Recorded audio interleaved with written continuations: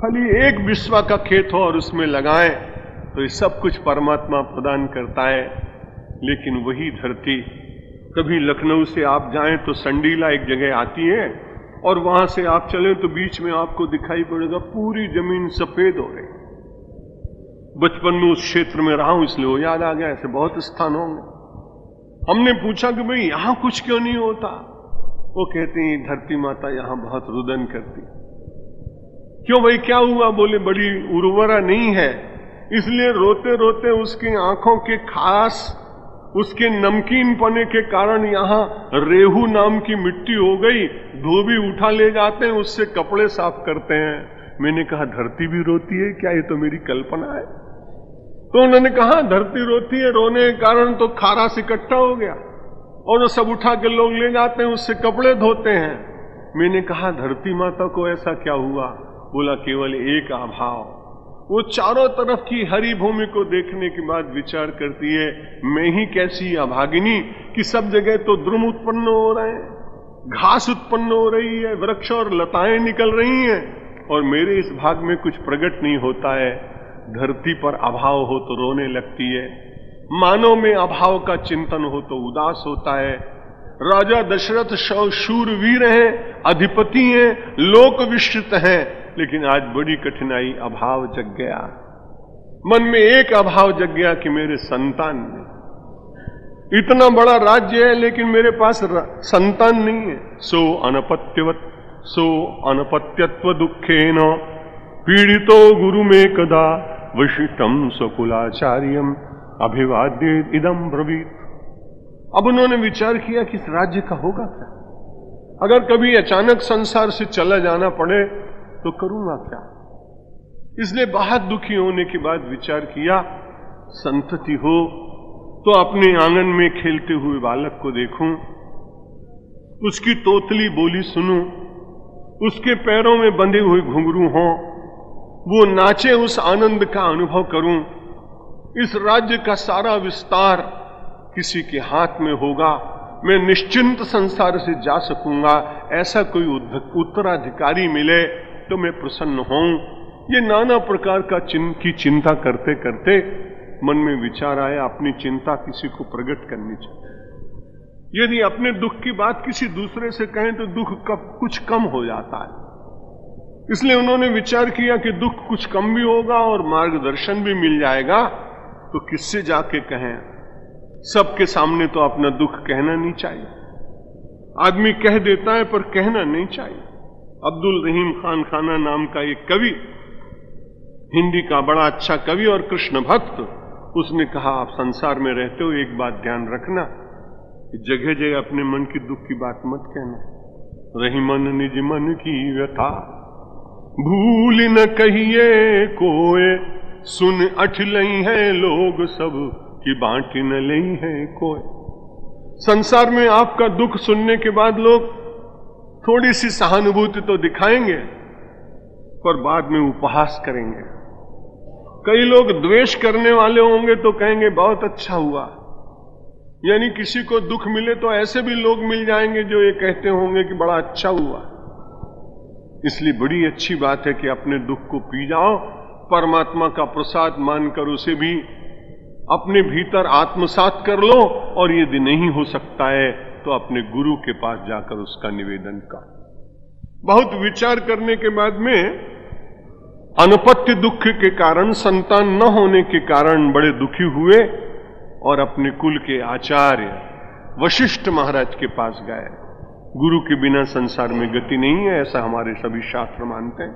गुरु गुण भव निधि जो विरंच शंकर सम होई, गुरु गुण भव निधि तरई न कोई। जो विरंच शंकर सम होई, ब्रह्मा के समान, शिव के समान, विष्णु के समान भी कोई व्यक्ति हो जाए तो भी ऐसा कहते हैं, शास्त्र कहते हैं कि बिना गुरु के ज्ञान प्राप्त नहीं होता है। भवसागर से व्यक्ति तरता नहीं है। इसलिए हमारे स्वयं भगवान श्री राम ने, भगवान श्री कृष्ण ने भी गुरु धारण किया। और यहां वशिष्ठ महाराज तो पूरे कुल के आचार्य हैं, कुल गुरु हैं। इसलिए उन्होंने सोचा कि मैं अनपत्य हूं, मेरे प्रजा नहीं है, संतति नहीं है, इसलिए चलो हो जाए तो बड़ी अच्छी बात, पर अपने गुरु को अपना दुख बताएं तो सही। कब तक अपने भीतर घुटते रहेंगे? इसलिए अपनी घुटन को समाप्त करने के लिए अपने कुल के आचार्य वशिष्ठ महाराज के पास गए। स्वामिन पुत्रा कथम मेषु सर्वलक्षण लक्षिता पुत्रहीनस्य मे राज्यम सर्वम दुखाय कल्पते। निवेदन कर रहे हैं महाराज, पुत्रहीन होने के कारण जितना भी राज्य है इससे तो मुझे दुख की प्राप्ति हो रही, इसलिए आप कृपा करके मुझे बताइए, मैं बहुत चिंतित हूं। वशिष्ठ महाराज ने कहा चिंता मत करो। ततो ब्रवीत वशिष्ठस्तम भविष्यन्ति सुतास्तव चत्वारः चत्व संपन्ना लोकपाला इवा अपराः। वशिष्ठ महाराज ने कहा आप चिंता मत करो, आपको तो पुत्र होने वाले हैं। एक सुत नहीं, उन्होंने कहा सुताहा, आपके 4 पुत्र होंगे, आप चिंता ही मत करिए, और ऐसे श्रेष्ठ होंगे कि जो लोकपाल से भी ज्यादा श्रेष्ठ। अपराह लोकपाला एव, दूसरे लोकपाल की समान सारे संसार का कल्याण करने वाले, संरक्षण करने वाले लोग होंगे। लेकिन मैं उपाय बताता हूं। मुझे जब श्लोक पढ़ा तो बड़ा अच्छा लगा। एक बार मुझे लंदन में गले का बड़ा दर्द हुआ, तो मेरे फिजिशियन एक डॉक्टर थे ठक्कर, उनका शरीर अब शांत हो गया, मुझे देखने के लिए आए। उन्होंने कहा मेरा ऐसा है, सामान्य बुखार होता, दर्द होता, ये सब मैं देख लेता, लेकिन आपके गले का दर्द है तो मैं आपको हार्ली स्ट्रीट भेजूंगा। जितने स्पेशलिस्ट लंदन में बैठते हैं, जो लोग गए होंगे जानते हैं, हार्ली स्ट्रीट में रहते हैं, तो वहां आप जाइए और गले के रोगी को आप दिखा दीजिए। एक अंग्रेज है, एक भारतीय है, आप कौन सा पसंद करेंगे? मैंने कहा भारतीय के साथ में ज्यादा अच्छी रहे, बात करने में सुविधा रहेगी। उसको साधु के प्रति कुछ स्वाभाविक रूप से भारतीय होने के कारण एक आदर भाव भी होगा। तो उस डॉक्टर ने मेरा उस दिन इलाज नहीं किया और सीधा कागज लिख करके और रेफर कर दिया, और रेफर करने के बाद मैं दूसरे दिन हार्ली स्ट्रीट पे चला गया। डॉक्टर ने मुझे देख लिया। ये बात मैं इसलिए कह रहा हूं कि वशिष्ठ महाराज ने कहा कि भाई बात तो ठीक है आपकी, लेकिन मैं आपको रेफर करता हूं, मैं आपका इलाज नहीं करता हूं। इसलिए शांता नाम की जो महिला है, उनके पति हैं, उनका नाम है ऋषि श्रृंग। शांता भरतारमानीय ऋषि श्रृंगम तपोधनम अस्माभिसहिता पुत्र कामेष्टिम शीघ्रमाचरो।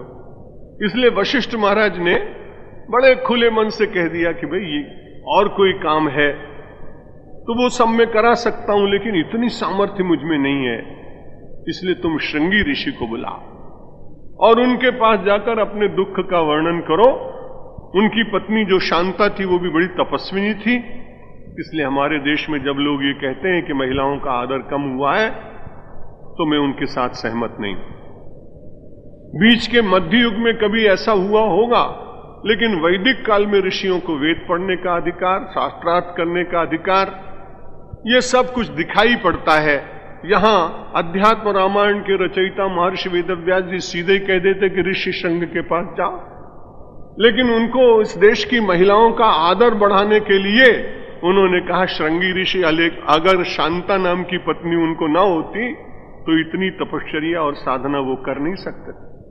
इसलिए ऋषि श्रृंगी के साथ साथ उनकी धर्मपत्नी शांता का भी समाज में सम्मान रहे, क्योंकि गृहस्थाश्रम केवल अकेले एक व्यक्ति से चलता नहीं, वो उसमें 2 पहिए होते हैं जिससे गृहस्थ का रथ चलता है।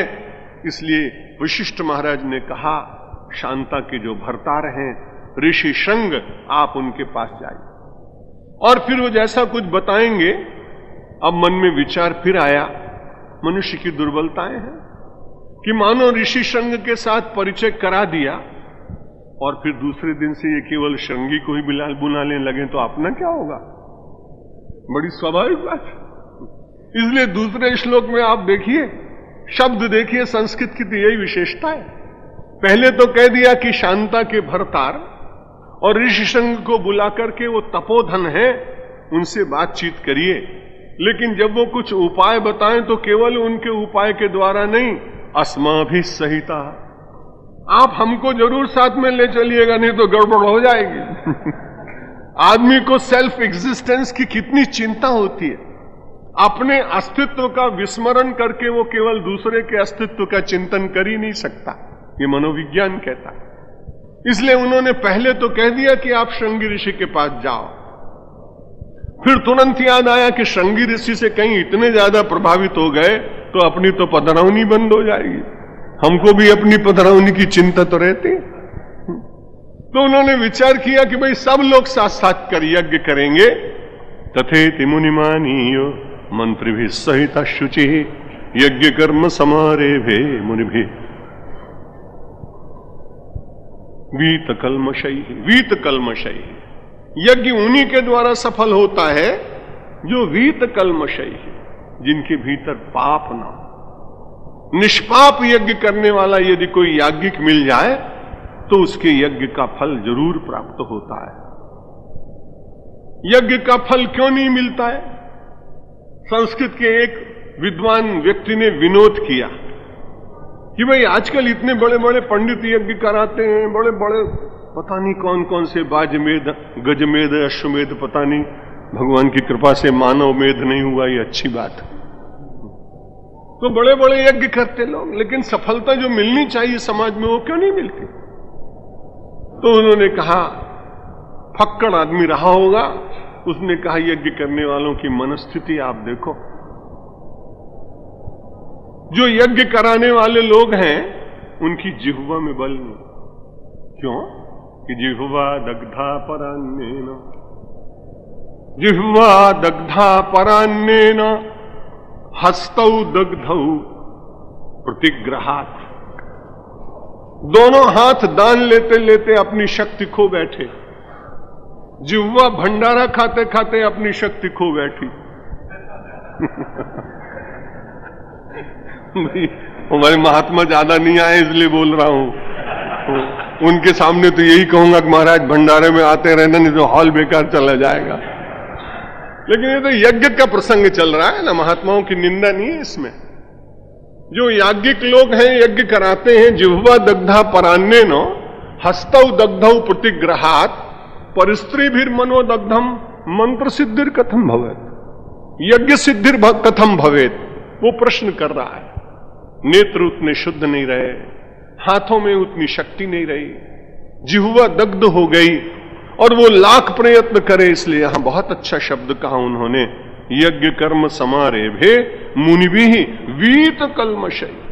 वो जितने मुनि वहां एकत्र हुए वे निष्पाप लोगों ने कहा, दशरथ जैसे राजा के पुत्र ना हो तो अपनी इस धरती का क्या होगा, अपने समाज का क्या होगा?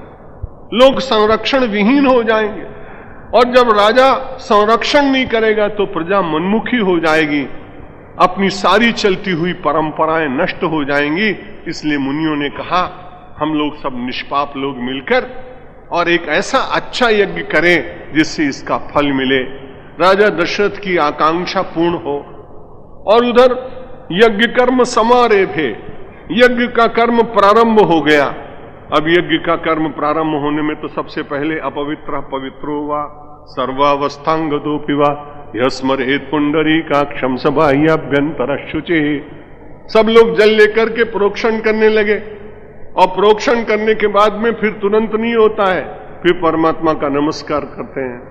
नमस्कार करने के बाद देवम स्मृत्य, फिर देवता की का स्मरण करते हैं, और फिर देवता का स्मरण करने के बाद देवम स्तुत्य, और फिर स्तुति करते हैं, भगवान मेरी नैया उस पार लगा देना, अब तक तो निभाया है आगे भी निभा लेना, बल बल के साथ माया घेरे जो मुझे आंख, तो देखते न रहना, झट आके बचा लेना, भगवान मेरी नैया उस पार लगा।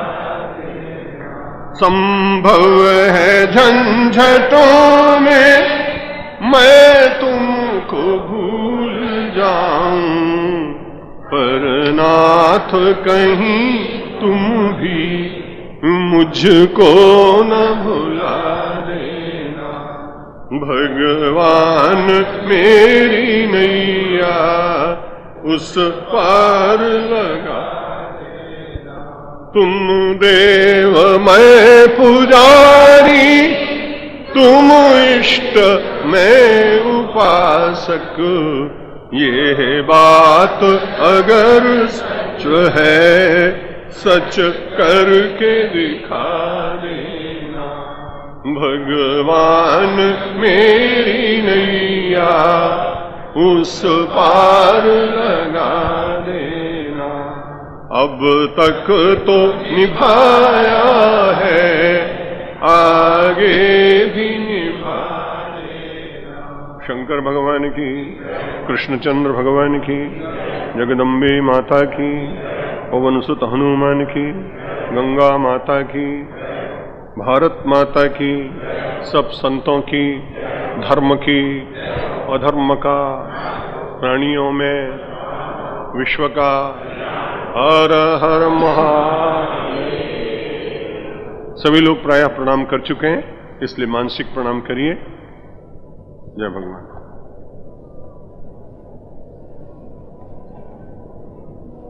हाँ, एक सूचना है कि कल हमारे विश्व हिंदू परिषद के यशस्वी नेतृत्व देने वाले अशोक सिंघल जी महावृद्धाश्रम में आएंगे और हमारे संतों की एक कल विशेष मीटिंग रखी गई। इसलिए कल के अध्यात्म रामायण का ये अपना स्वाध्याय का कार्यक्रम बंद रहेगा और हमारे स्वयं प्रकाशानंद जी और रवि शास्त्री जी, अगर वाजपेयी जी स्वस्थ हुए तो वो भी आ जाएंगे। वो अपने समय का विभाजन करके 10 बजे तक का कार्यक्रम पूरा करेंगे। एक बड़ी अच्छी सूचना है कि एक मुसलमान भाई, पहले मुसलमान थे, फिर हिंदू हुए, फिर वो सन्यासी हुए। उनकी रामायण इतनी अच्छी होती है कि आदमी उठ नहीं सकता है। लेकिन ये उन्हीं लोगों को सौभाग्य मिलेगा जो 5 तारीख से 12 तारीख तक यहां होंगे।